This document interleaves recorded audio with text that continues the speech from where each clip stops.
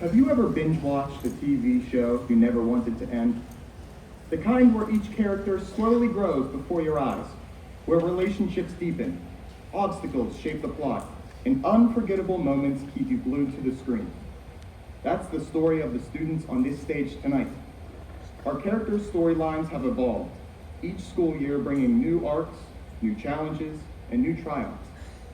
Every season added to the slow burn that led us here.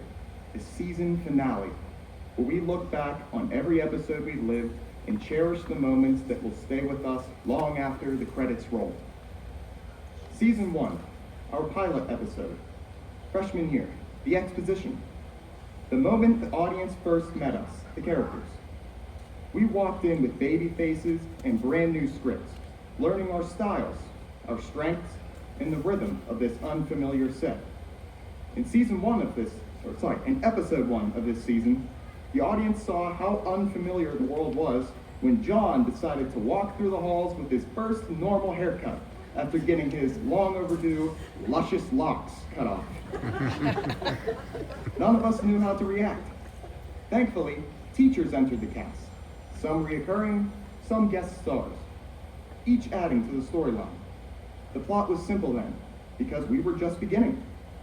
But what we left that first season was excitement, hope, and the sense that this show had potential.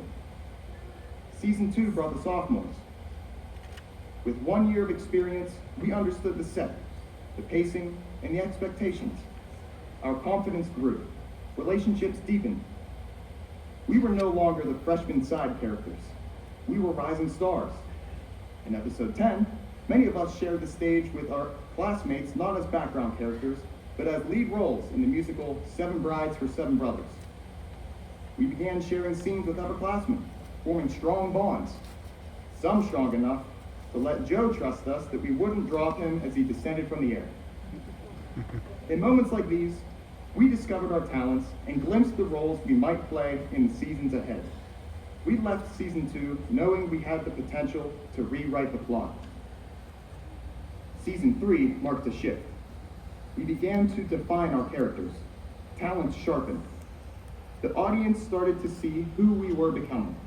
But unlike other shows, our cast didn't fit neatly into stereotypes. We weren't a layered cake of cliques. We were marbled, blended with athletes who excelled academically, artists who thrived on the field, and bookworms who could outsing the choir. We were a cast that broke the mold. Season 3 set the trajectory for our future arcs and proved that our show could achieve things rival shows only dreamed of. We ended that season fired up, ready to deliver a final performance worthy of a standing ovation. And then came the finale, season 4, senior year. A season wrapped in nostalgia. We watched last year's seniors leave the cast, knowing our turn was coming. We reflected on how far our characters had come, how each episode built toward this moment tonight, the end of our series. Even the best shows must eventually fade to black. The writers have finished our scripts here, and each of us must now step into new roles, new stories, new worlds.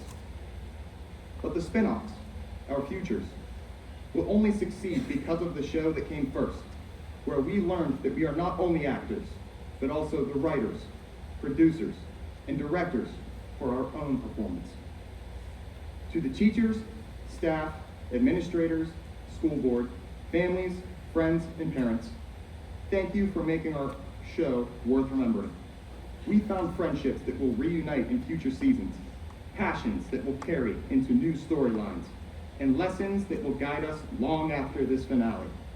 And to the class of 2026, as the president, I thank you for giving us a series worthy of the big screen. I wish you luck as you step into your new seasons with new directors and new writers. As the salutatorian, I want to express my deepest gratitude to the teachers, coaches, school board, administration, family, and staff who opened doors for me and allowed me to be part in the activities that shaped my high school journey. People often say it takes a village to raise a child. In my case, multiple villages helped to build my reputation and character throughout my high school career. I could not have participated in choir, band, musicals, sports, extracurricular activities, and rigorous academics all at once, without the unwavering support of those who believed in me. I was never forced to choose between being an athlete, an artist, or a scholar. Thank you to everyone who allowed me to divide my time among so many passions, giving me the chance to fully enjoy each season and each experience. Thank you, Coach Graham, Coach O, and Coach V, for understanding my passions and allowing me to share my time. Thank you, Ms. Mastrian and Mrs. Rudisil, for being flexible with me and still allowing me to grow as a person. Thank you to my parents for driving me everywhere to get to all my practices. Although I must say, that burden could have been prevented if you just bought me a car. Mr. Dess, if you are here tonight, we are leaving at the same time. Thank you for sticking it out through all 30 years of the Rosses and bumps. I don't know how you got through it. And please cue the drum roll. Thank you to Mr. Gare Bear Lyons for letting me occasionally miss your class. Full disclosure, he paid me to mention him tonight after not taking him to the top 10 dinner. That is not true. Oh my goodness. To the teachers and peers, many of which I missed mentioning in this speech, who pushed me to go further, who challenged me to bring determination into everything I touched. Thank you. Because of you, I learned how to juggle performances, competitions, deadlines, and responsibilities while mastering the art of time management. I step into my next chapter with a strong sense of balance, dedication, and purpose because of you. Thank you for shaping the person I am today, and for shaping the classmates standing beside me. We are who we are because of you. And, by the way, classmates, this speech was officially approved by Trevor Ross. Thank you.